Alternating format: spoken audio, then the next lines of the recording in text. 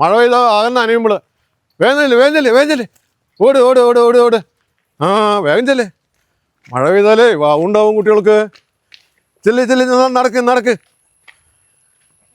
വേഗം മഴ വരുമ്പോഴേക്കും നമുക്ക് വീട്ടിൽ കാരണം ഇപ്പൊ മഴ ചാറിനുള്ളൂ. മഴ ആയതുകൊണ്ട് തിരിച്ചു കൊണ്ടുപോകല്ലേ?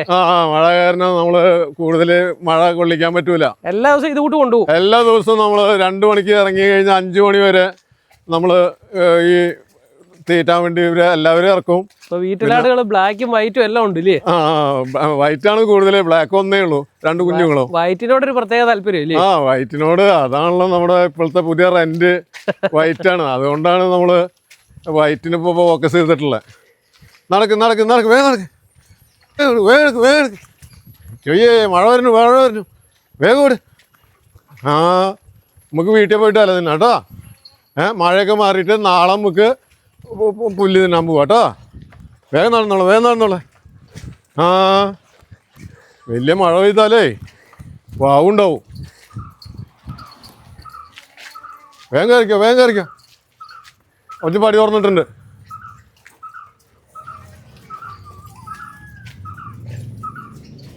അപ്പോൾ നിങ്ങളുടെ വീട്ടിലേക്ക് എത്തി. കാരണം മഴ ഭയങ്കര ഇടങ്ങറ് പിടിച്ചൊരു കാര്യമാണ്. അപ്പോൾ കൊണ്ടുവന്ന് ഇങ്ങനെ കയറിക്കോളൂല്ലേ?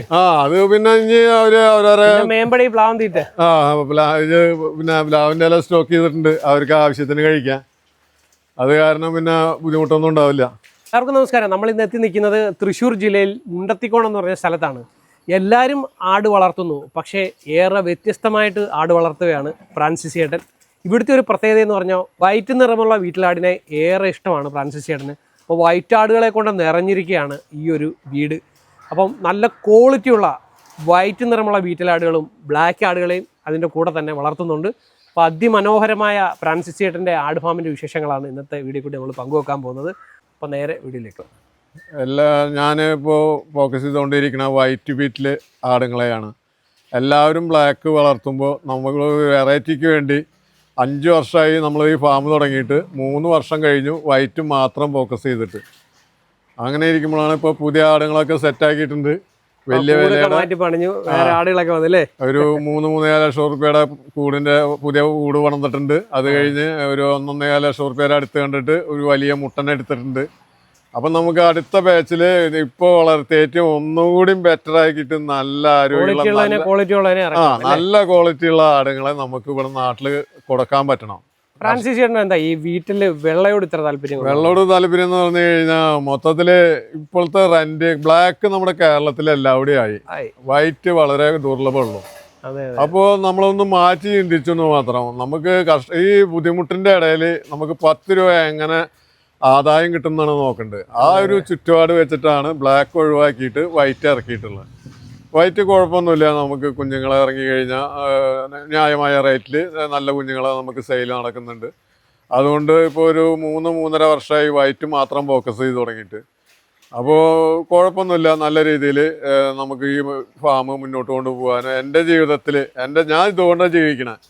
നമുക്ക് വേറെ വരുമാനമൊന്നുമില്ല. എനിക്ക് 5 വർഷമായി നമ്മൾ ഈ ആടിന്ന് മാത്രമാണ് വളർത്തിയിട്ടാണ് ജീവിക്കുന്നത്. വയസ്സ് 63. അപ്പോൾ അതുകൊണ്ട് നമുക്ക് ഇതുകൊണ്ട് ഒരു വക ബുദ്ധിമുട്ടുകളോ അല്ലെങ്കിൽ ലാഭവിഹിതം കിട്ടില്ല എന്നുള്ള ചിന്താഗതിയൊന്നുമില്ല. അത്യാവശ്യം ഒരു കുടുംബത്തിന് ജീവിക്കാനുള്ള വക നമുക്ക് ഇതിൽ നിന്ന് കിട്ടുന്നുണ്ട്. 5 വർഷം കൊണ്ട് നമ്മൾ കുറഞ്ഞതൊരു 7 ലക്ഷം റുപ്യോളം നമുക്ക് ഇതിൽ നിന്ന് ലാഭം കിട്ടിയിട്ടുണ്ട്. അപ്പോൾ ഈ ആട് നഷ്ടമാണെന്ന് പറയുന്ന വ്യക്തികൾക്കുള്ള മറുപടിയാണ്, നല്ല രീതിയിൽ ഇവരെ നോക്കി പരിപാലിച്ച് കഴിഞ്ഞാൽ നമുക്ക് അതിന് നല്ല പ്രതിഫലം ദൈവം തരും. ഫ്രാൻസിസ് ചേട്ടനെ എങ്ങനെയൊക്കെയാണ് ഇതിനെ ലാഭകരമാക്കി മാറ്റുന്നത്? ലാഭകരമാണോ? പാൽ ഉൽപാദനമാണോ? പാല് കഷ്ടി ലിറ്റർ പാല് സെയിലുണ്ട്. അതിന് 150 രൂപ കിട്ടും. പിന്നെ ആട്ടുംകാട്ടം നമ്മൾ ഒരു കൊല്ലത്തിൽ 100-400 പാട്ട ആട്ടുംകാട്ടം വെക്കാം. അത് കഴിഞ്ഞ് കുട്ടികളെ ഉൽപ്പാദിപ്പിച്ച് ഒരു കൊല്ലത്തിൽ ഒരു 10-15 പിള്ളേരെ വെക്കാം. കുട്ടികളെ നല്ല ക്വാളിറ്റി ഉള്ളതായതുകൊണ്ട് അത്യാവശ്യം വിലക്ക്.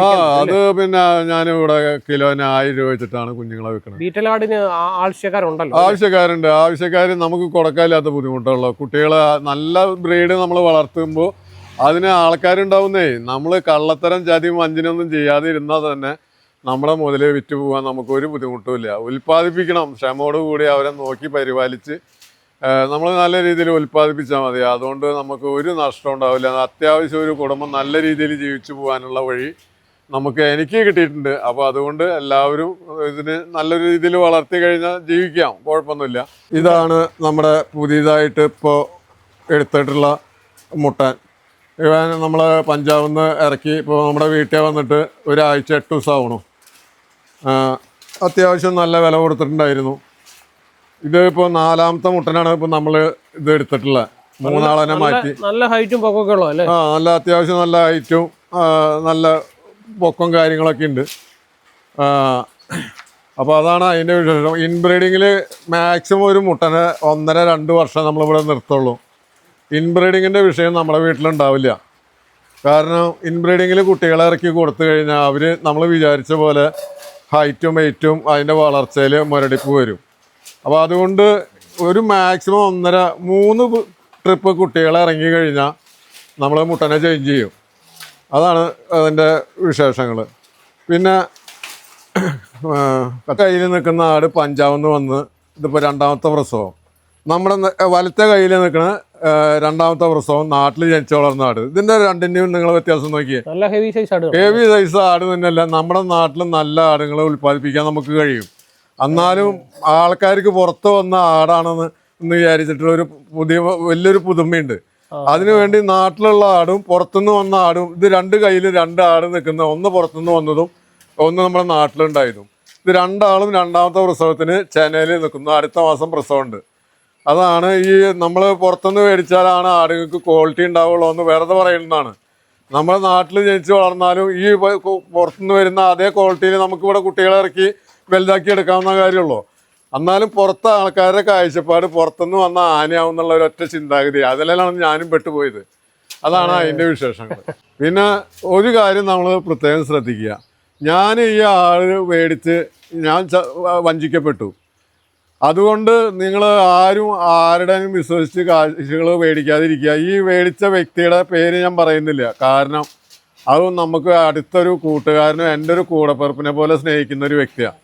അതുകൊണ്ട് അവൻ്റെ പേര് പറയുന്നില്ല.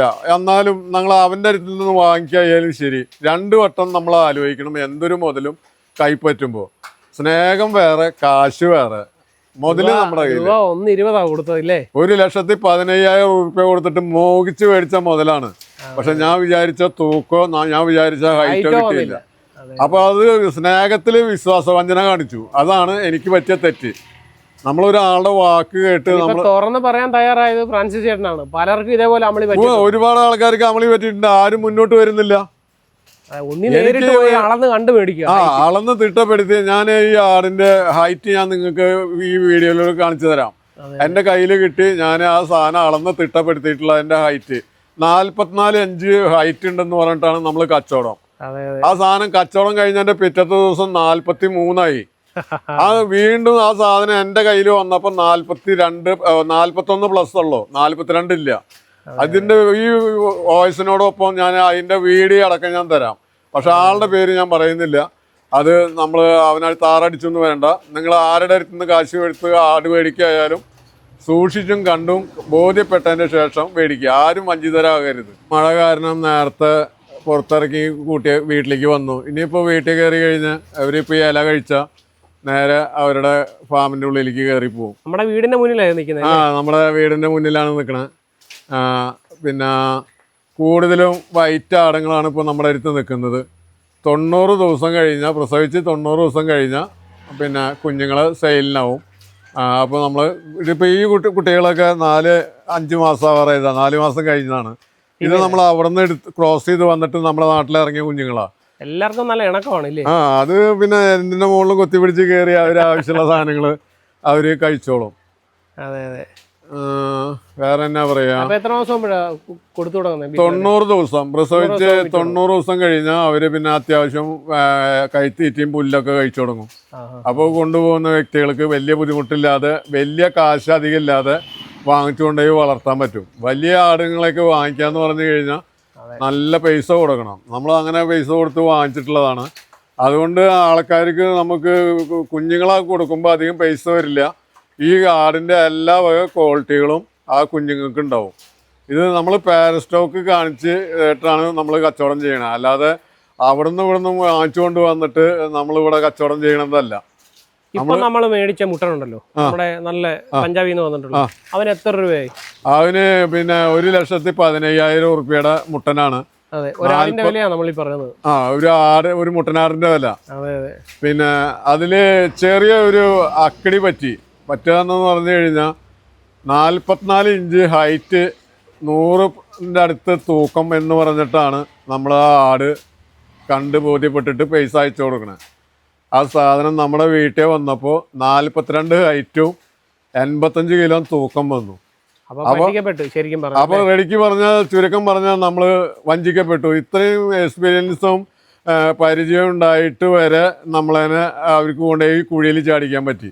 ഈ കുഴിയിൽ ചാടിച്ചു എന്ന് പറയുന്നത് നമുക്ക് വേണ്ടപ്പെട്ട അടുത്ത കൂട്ടുകാരാണ്. ഇത് പുറത്തുനിന്നൊരു വ്യക്തിയാണെന്നുണ്ടെങ്കിൽ നമുക്ക് എന്തെങ്കിലും ചീത്ത പറയാം. ഇതിപ്പോൾ നമുക്ക് വേണ്ടപ്പെട്ട നമ്മുടെ കൂടപ്പിറപ്പിനെ പോലെ നമ്മൾ സ്നേഹിച്ച് നടക്കുന്ന ആള് നമ്മളോട് ഈ ചതി അറിഞ്ഞുകൊണ്ട് ചെയ്തപ്പോൾ ചെറിയൊരു മാനസിക വിഷമം. ഇത് കർഷകർക്ക് വേണ്ടി ഒരു പ്രധാന മെസ്സേജാണ്, എല്ലാവരും ശ്രദ്ധിച്ച് കേൾക്കേണ്ടതാണ്. കാരണം ഒരുപാട് പേർക്ക് ഇതേപോലെ പറ്റിപ്പ് പറ്റുന്നുണ്ട്. അതിന് പിന്നെ നമ്മൾ ആരുടെ അടുത്തുനിന്നും എങ്ങനെ ആട് മേടിക്കണം എന്നുണ്ടെങ്കിൽ നമ്മൾ കാശ് കൊടുക്കുന്നതിന് മുന്നേ കണ്ട് ബോധ്യപ്പെട്ട് നമുക്ക് ഉറപ്പുണ്ടെങ്കിൽ മാത്രമേ കാശ് കൊടുക്കാൻ പാടുള്ളൂ. വിശ്വാസത്തിൻ്റെ മുകളിലോ അല്ലെങ്കിൽ സ്നേഹത്തിൻ്റെ മുകളിലോ കാശ് കൊടുത്തു കഴിഞ്ഞാൽ നമ്മുടെ കാശ് കോൺട്രാക്ടറുടെ കയ്യിൽ പെട്ട ആ കാശ് നമുക്ക് റിട്ടേൺ കിട്ടില്ല. അവർ തരുന്ന സാധനം കൈപ്പറ്റിയിട്ട് നമുക്ക് പോരേണ്ടി വരും. അപ്പോൾ ഏതൊരു കർഷകനും ആരുടെ കയ്യിൽ നിന്ന് ആട് മേടിക്കുകയായാലും കണ്ട് ബോധ്യപ്പെട്ട് നാട്ടിലെ നമ്മൾ നല്ല കർഷകരെ നിന്ന് മേടിക്കുമ്പോൾ അതിൻ്റെ ഉത്തരവാദിത്തം അവരെ ഏൽക്കും.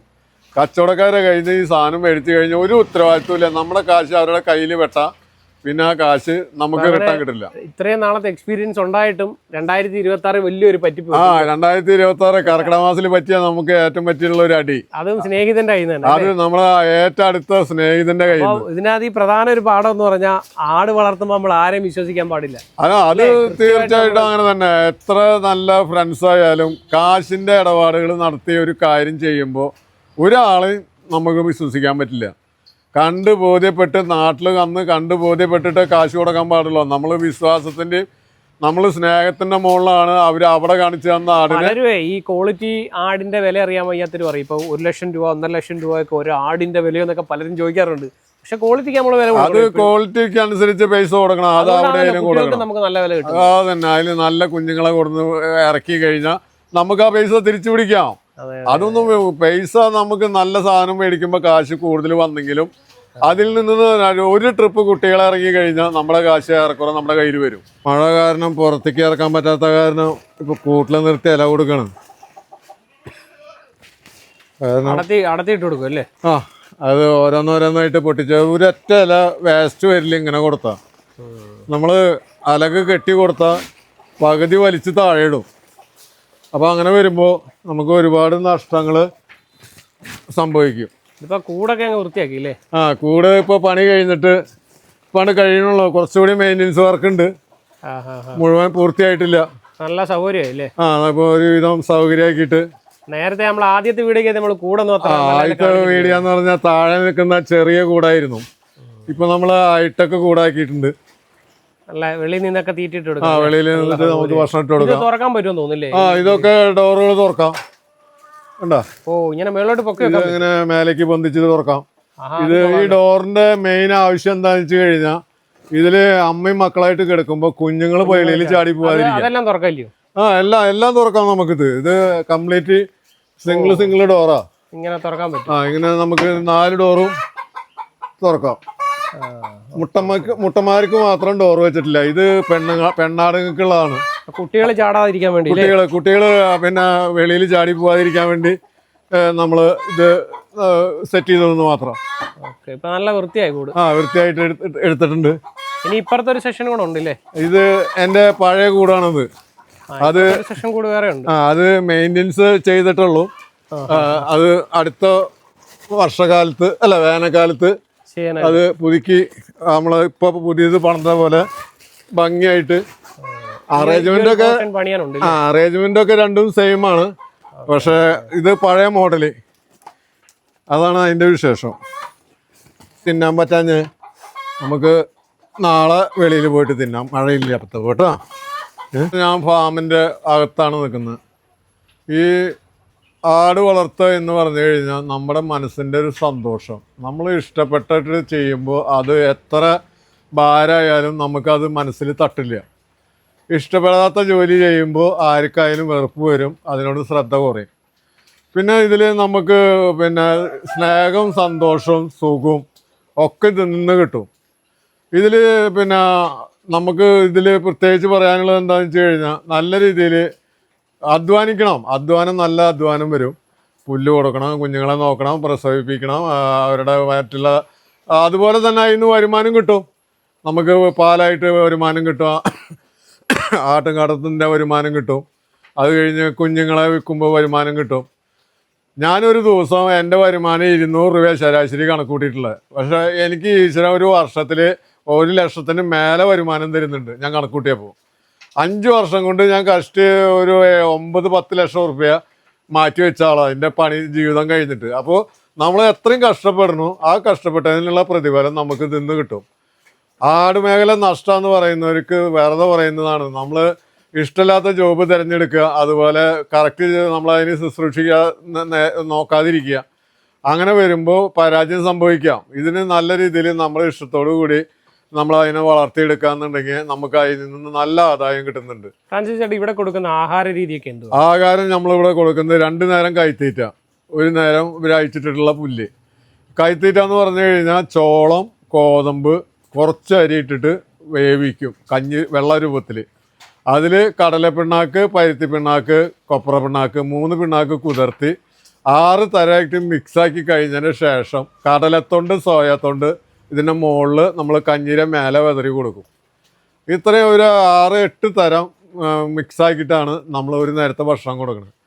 എങ്ങനെ പോയാലും ഒരാൾക്ക് ഒരു 15 രൂപ അടുത്ത് എല്ലാം കൂടി ഒരു നേരത്തേക്ക് ചിലവ് വരും. അപ്പോൾ ഒരു ആടിന് 25 റുപ്യ 30 റുപ്യയുടെ അടുത്ത് ഒരു ദിവസത്തേക്ക് ചിലവ്. ആ ഒരു 20 റുപ്യ നമ്മുടെ ചിലവും. അപ്പോൾ നമുക്ക് ഒരു 50 റുപ്യ നമ്മൾക്ക് കിട്ടിയ ലോട്ടറി അടിച്ചു. അപ്പോൾ 1.5 വർഷത്തിൽ ഒരു 2 പ്രസവം എന്ന രീതി കിട്ടുന്നുണ്ട്. മലബാറി ടൈമിൽ നമുക്ക് ബ്രീഡ് ആട് ഉൽപ്പാദിപ്പിക്കാൻ പറ്റുന്നുണ്ട്. 5 മാസം ചെന, 3 മാസം കുട്ടികളുടെ വളർച്ച, 4-ാം മാസത്തിലേക്ക് ക്രോസ് ചെയ്യും. അപ്പോൾ നമുക്ക് 2 വർഷത്തിൽ നമുക്ക് 3 പ്രസവം കിട്ടും. എന്നാലേ ഈ ഫീൽഡ് മുന്നോട്ട് പോവുള്ളൂ. അല്ലാതെ വർഷത്തിൽ ഒരു പ്രസവം ഒരു കുട്ടികളിൽ കൂടുതൽ കിട്ടുന്നുണ്ട്. നമുക്ക് ഇവിടെ ശരാശരി 3 വരെ കിട്ടിയിട്ടുണ്ട്. 1 കിട്ടിയിട്ടുണ്ട്, 2 കിട്ടിയിട്ടുണ്ട്, 3 കിട്ടിയിട്ടുണ്ട്. 3 അപൂർവം ഉണ്ടാവുള്ളൂ, 1 കൂടുതൽ ഉണ്ടാവുക. പിന്നെ 2 അതിന്റെ മിഡിലിൽ നിൽക്കും. 1 കിട്ടിയിട്ടുണ്ട്, 2 കിട്ടിയിട്ടുണ്ട്. ആട് വളർത്തൽ തുടങ്ങിയപ്പം ഈ ബ്രീഡ് വെച്ച് തന്നെയാണോ തുടങ്ങിയത്? അല്ല, ഞാൻ തുടങ്ങിയത് മലബാറിയിൽ വെച്ചിട്ടാണ്. മലബാറിയിൽ വെച്ച് തുടങ്ങി. മലബാറി ഇറച്ചിയുടെ ബേസിൽ മാത്രമേ നടക്കുള്ളൂ. അങ്ങനെ വരുമ്പോൾ നമുക്ക് ഇതിൽ ആദായം കിട്ടില്ല. നമ്മൾ മലബാറിക്ക് കൊടുക്കുന്ന അതേ സെയിം തീറ്റ തന്നെയാണ് പരിപാലിക്കലും തീറ്റയും ഒക്കെ ഇതിന് സെയിം ആണ്. സമയമെല്ലാം സെയിം തന്നെ. സമയവും അതിൻ്റെ അധ്വാനം ഒക്കെ നമുക്ക് ഒരുപോലെയാണ്. അപ്പോൾ ഞാൻ ചിന്തിച്ച് നോക്കിയപ്പോൾ നമ്മൾ വെറൈറ്റിക്ക് വേണ്ടി നമ്മൾ പിന്നെ ഈ പുറത്തുനിന്ന് വരവാടുകളെടുത്ത് അതിനെ ശുശ്രൂഷിച്ച് നമ്മൾ ഈ സാധനത്തിന് ഉൽപ്പാദിപ്പിച്ച് കൊടുക്കുമ്പോൾ നമുക്ക് ഇതിന്റെ മൂല്യം കൂടുതലുണ്ട്, വളർച്ച കൂടുതൽ. അതുപോലെ 3 മാസം ഒരു മലബാറിയുടെ കുഞ്ഞ് മാക്സിമം വരിക ഒരു 6 കിലോനാ. ഈ സാധനത്തിന്റെ കുഞ്ഞ് നേരെ ഓപ്പോസിറ്റ് 10-12 കിലോ വരും. അതാണ് ഇതിന്റെ വളർച്ച. ബീറ്റിലേക്ക് പോകുന്നത്. അതോ അപ്പോൾ ഇത് ആര് മേടിച്ച് നമ്മൾ വളർത്തിയാലും മേടിക്കുമ്പോൾ കുറച്ച് കാശ് അധികം വന്നാൽ പിന്നെ വിൽക്കുമ്പോൾ നമുക്ക് ആ കാശ് തിരിച്ചു പിടിക്കാം. കേടുകൾ വരാതെ നമുക്ക് കിട്ടിക്കഴിഞ്ഞാൽ ഒക്കെ ലാഭം തന്നെ. ഒരൊറ്റ ട്രിപ്പിൽ കുട്ടികളെ ഇറക്കി വിറ്റാൽ നമ്മുടെ ഇറക്കിയ മുതൽ കാശായി. പിന്നെ നമുക്ക് 2-ാമത്തെ കൊല്ലം തൊട്ട് ഒരു കൊല്ലം നമുക്ക് ഒന്നും കിട്ടില്ല എന്ന് വിചാരിച്ചിട്ട് വേണം ഈ ഫീൽഡിലേക്ക് ഇറങ്ങാൻ. തുടക്കം ലാഭം പ്രതീക്ഷിക്കാതെ നമ്മളെ ഒരു കൊല്ലത്തേക്ക് നമുക്ക് ഒന്നും കിട്ടില്ല. അപ്പോൾ നമ്മൾ ഈ ഒരു വർഷം കഴിഞ്ഞ് കഴിഞ്ഞാൽ ഒരു ട്രിപ്പ് പിള്ളേരെ ഇറക്കി മാർക്കറ്റിൽ കഴിഞ്ഞാൽ നമുക്ക് 2-ാമത്തെ ട്രിപ്പ് മുതൽ നമ്മുടെ ലാഭങ്ങൾ നമുക്കിപ്പോൾ ഇതിലൊക്കെ ഇവര് 1-2 ആൾക്കാർ പ്രസവിക്കാറായിട്ടാണ് നിൽക്കണത്. ഇതിൽ കുഞ്ഞുങ്ങളുണ്ട്, അതുപോലെ തന്നെ പിന്നെ പ്രസവിക്കാറായ ആളുകളുണ്ട്. പിന്നെ ഇതിൽ ഇവര് ഭയങ്കര സ്നേഹമാണ്, ഗൗരവമില്ല ആടുങ്ങൾക്ക്. അതാണ് ഇപ്പൊ ഇത് ഒരു ഫസ്റ്റ് പ്രസവത്തിന് വെള്ള വീട്ടിലാടുകളെ കാണാൻ ഒരു പ്രത്യേക ഭംഗിയല്ലേ? കാണാൻ ഭംഗിയുണ്ട്, നല്ല സ്നേഹം, ഇണക്കുണ്ട്, ഗൗരവമില്ല. അതുപോലെ ഇതിൻ്റെ കൊമ്പും കാര്യങ്ങളൊന്നും തെറിച്ച് നിൽക്കാത്ത കാരണം ആർക്കും വളർത്താം.